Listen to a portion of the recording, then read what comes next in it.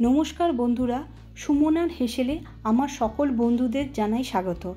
আজকে সম্পূর্ণ ঘরোয়া পদ্ধতিতে ডাব চিংড়ি করে দেখাবো। চলুন দেখা যাক আমরা কিভাবে ডাব চিংড়ি বানাই। এখানে দেখতে পাচ্ছেন বড় সাইজের একটা কচি মালাইওয়ালা ডাব নিয়েছি, তার সাথে 400 গ্রাম বাগদা চিংড়ি। বাগদা চিংড়িটাকে ভালো করে ধুয়ে পরিষ্কার করে আমি নুন মাখিয়ে রেখে দিলাম কিছুক্ষণের জন্য। এরপর ডাবের মুখটা ছুরির সাহায্যে কেটে তার সম্পূর্ণ জলটাকে একটা পাত্রের মধ্যে রেখে দিলাম। এরপর ডাবের ভেতর যে মালাইটা রয়েছে একটা চামচের সাহায্যে সম্পূর্ণ মালাইটাকে বার করে নিতে হবে আমাকে।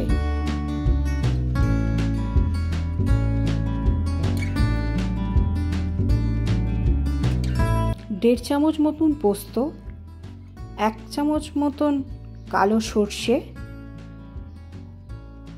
1 চামচ মতন সাদা সর্ষে নিয়ে ডাবের জল দিয়ে আমাকে কিছুক্ষণ ভিজিয়ে রাখতে হবে। ডাবের থেকে যে মালাইটা বার করে রেখেছিলাম সেটাকে একটা মিক্সার গ্রাইন্ডারে নিয়ে কিছু পরিমাণ ডাবের জল দিয়ে এটা একটা মিহি পেস্ট বানিয়ে নিতে হবে।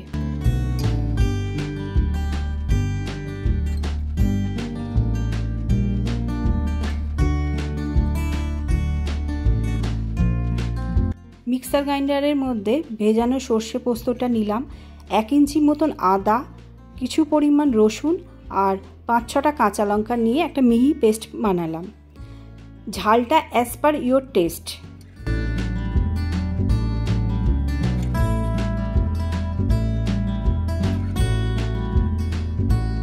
একটা কড়াইতে অল্প পরিমাণ জল নিয়ে সেটা গরম করতে দিলাম।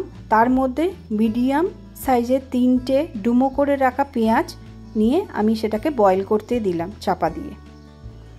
5-7 মিনিট বয়েল করার পর সেটাকে একটা পাত্রে রাখলাম ঠান্ডা করার জন্য। তারপর মিক্সার গ্রাইন্ডারে নিয়ে সেটাকে মিহি পেস্ট বানিয়ে ফেললাম।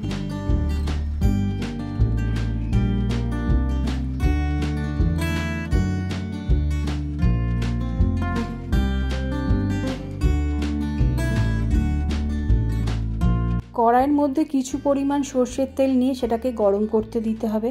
তেলটা গরম হয়ে যাওয়ার পর মাছগুলো এক এক করে ছেড়ে দিতে হবে। হালকা করে এপিট ওপিট মাছগুলো ভেজে নিতে হবে, খুব ভাজার প্রয়োজন নেই। দিয়ে তারপর একটা প্লেটে মাছগুলো তুলে নিতে হবে। তারপর ওই তেলের মধ্যে কুড়ে রাখা নারকোল সেইটা 2-3 চামচ দিয়ে দিতে হবে।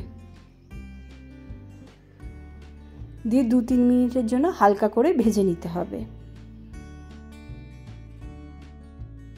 এরপর যে বয়েল করে রাখা পেস্ট করা পেঁয়াজটা ছিল সেটা ওই নারকোলের মধ্যে মিশিয়ে নিতে হবে। দিয়ে 2-3 মিনিট আবার ওটাকে নেড়ে নিতে হবে। এরপর পেস্ট করে রাখা যে আদা, রসুন, লঙ্কা, সর্ষে পোস্ত যে পেস্টটা ছিল সেটা মিশিয়ে নিতে হবে। দিয়ে আবারও 2-4 মিনিটের জন্য ওটা নেড়ে নিতে হবে। এরপর স্বাদ মতো নুন, চিনি দিয়ে আবার একটু নেড়ে নিতে হবে। এরপর পেস্ট করে রাখা যে ডাবের মালাইটা ছিল সেটা অর্ধেক পরিমাণ দিয়ে দিতে হবে।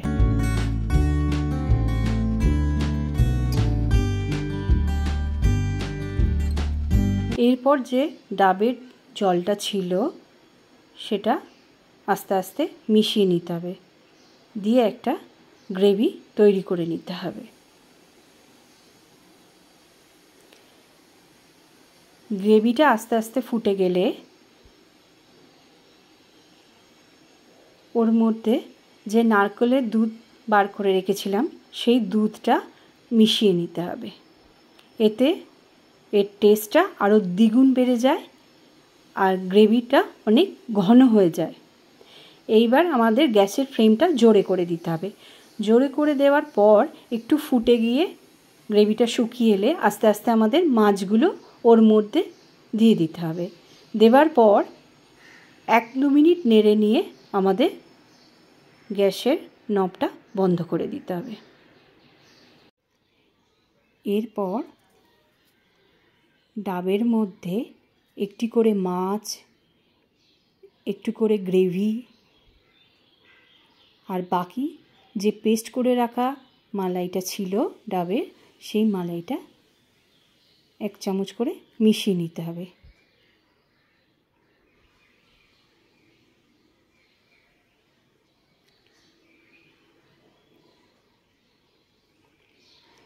এরপর আবারও একটি মাছ, একটু গ্রেভি দিয়ে এরকমভাবে একটা লেয়ার তৈরি করে নিতে হবে।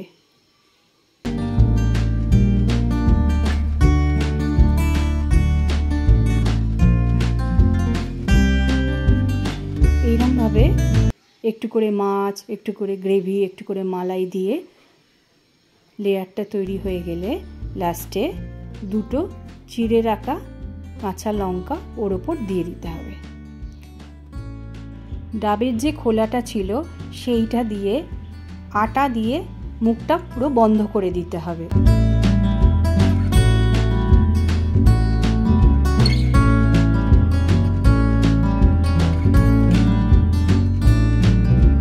এরপর গ্যাসের মধ্যে একটা কড়াই বসিয়ে তার মধ্যে কিছু পরিমাণ জল নিয়ে ডাবটা 25-30 মিনিটের জন্য আমাকে স্টিম করতে হবে। তারপর ডাবের মুখটা আমি বন্ধ করে দিলাম ঢাকনা দিয়ে। এরপর ডাবটাকে নাবিয়ে আমি আঠার এটা খুলে আমার তৈরি হয়ে গেছে দুর্দান্ত স্বাদের ডাব চিংড়ি। এইরকম একটা দুর্দান্ত লোভনীয় ডাব চিংড়ি খেতে সবারই ভালো লাগবে। আমার ভিডিওটা যদি ভালো লাগে তাহলে একটা লাইক, কমেন্ট আর সাবস্ক্রাইব করতে ভুলো না কিন্তু। টাটা।